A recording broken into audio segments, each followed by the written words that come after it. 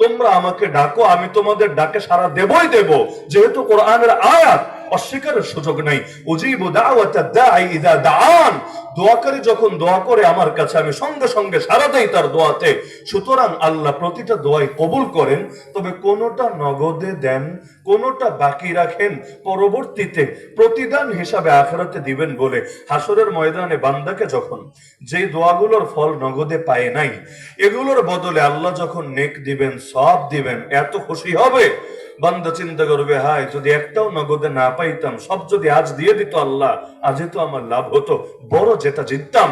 কারণ মিজান নেকের পাল্লা অনেক সহজেই ভারী হয়ে গেল। তাহলে এই কারণে আল্লাহ তাআলা কখনোই বান্দার দোয়া ফেরান না। তো আমরাও দোয়া করি আল্লাহর কাছে, তো দোয়ার আগে প্রশংসা করি আলহামদুলিল্লাহি রাব্বিল আলামিন, আল্লাহর প্রশংসা, সঙ্গে আল্লাহর রুবুবিয়তের ঘোষণা।